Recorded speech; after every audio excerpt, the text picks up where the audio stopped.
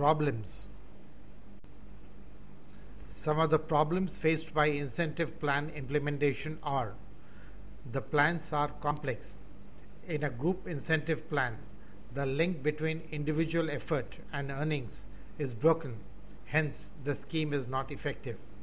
As employee productivity rises, the rate structure needs to be scientifically and progressively defined if the system has to be effective.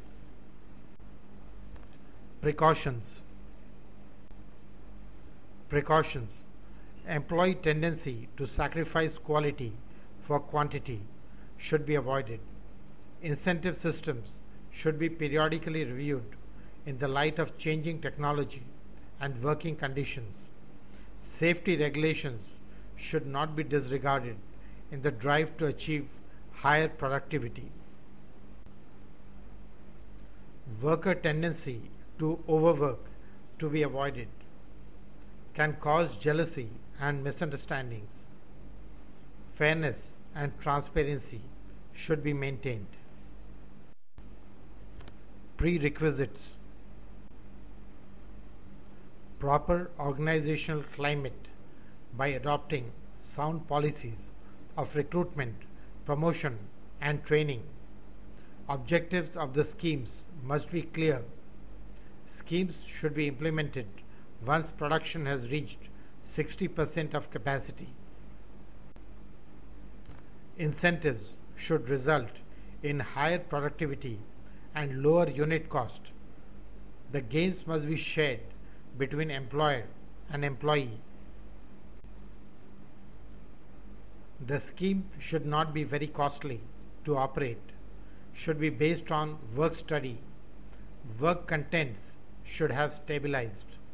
The principle should be payment according to individual effort. Scheme should be well defined. Should be flexible to take care of technological and other changes. Should not undermine cooperation among workers. Performance norms should be based on average performance level of employees. A climate of fairness and just dealings should be maintained. Incentive payment should be made as soon as possible after the job is completed. Incentive schemes for salesmen.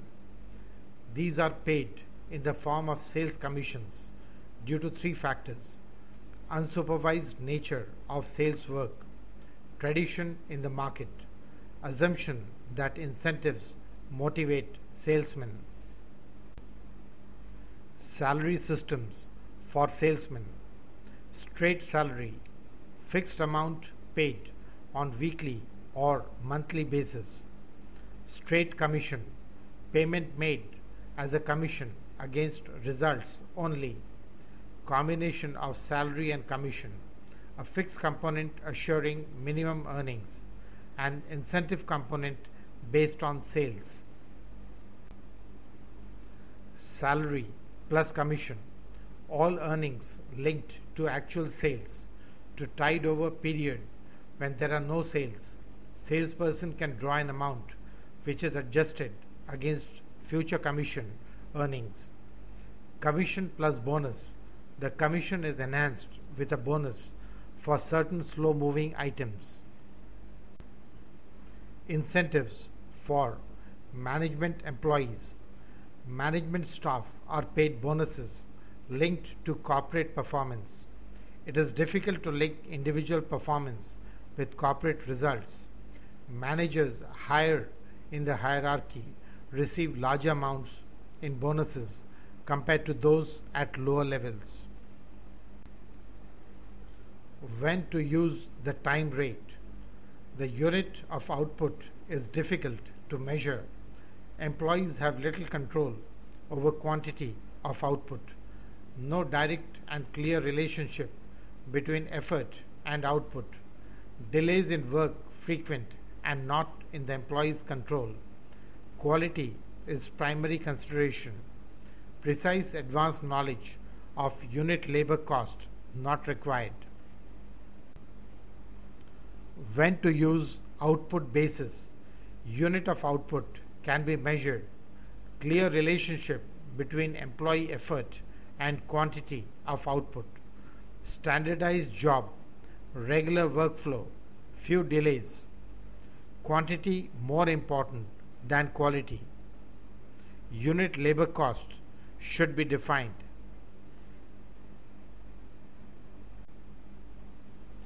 Non-monetary incentives.